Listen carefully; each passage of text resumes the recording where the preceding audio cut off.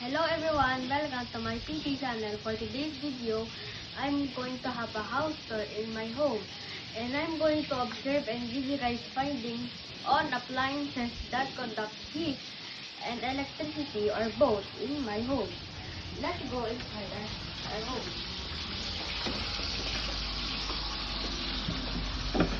This is our kitchen.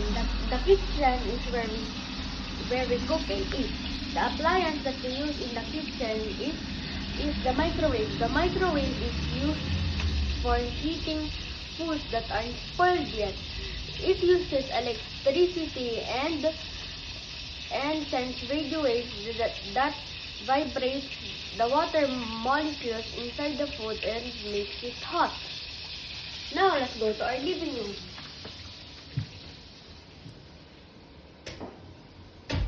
This is our living room.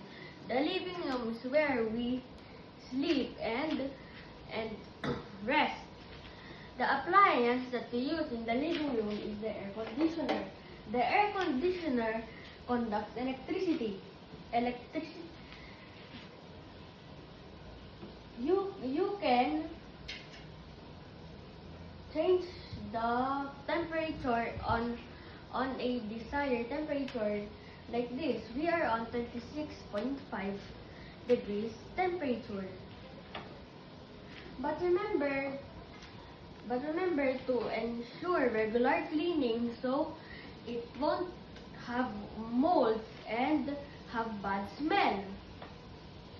Now let's go to our bedroom. This is our bedroom. The bedroom is where we normally sleep. The appliance that we use in the bedroom is the flat iron. The flat iron is used for pressing and straightening clothes to make it look nicer. But remember to not accidentally touch the plate so you won't burn your hand because it is very hot. And after using it, remember to unplug it. The next appliance that we have in the bedroom is the blow dryer. The blow dryer is used for drying your hair and making new hairstyles.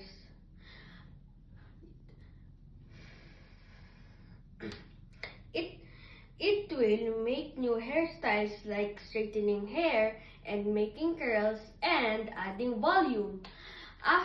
But remember that don't use a blow dryer when your hair is still very wet. Dry it first with the dry towel and use the blow dryer. After using it, unplug the blow dryer and put it on a heat resistant surface. Now let's go to the bathroom. The bathroom is where we mostly take baths. The appliance that we use in a bathroom is the shower heater. The shower heater is used for taking baths and you may use it regularly. It is very cooling and comforting. You can conduct the heat into cold or make it hotter. But remember to put it on a safe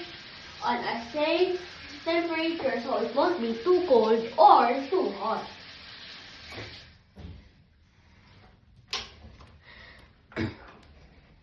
Let's go back.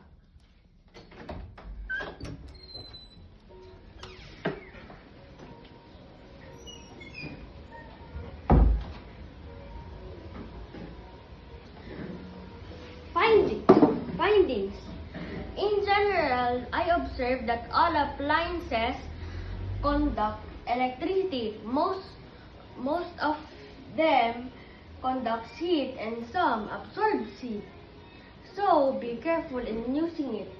Electricity and heat is helpful, but it is also dangerous if not used properly. This is why we should always check if our appliance is working properly and not damaged. Turn off or unplug after using it. We still have a lot of appliances here, but we only showed 5.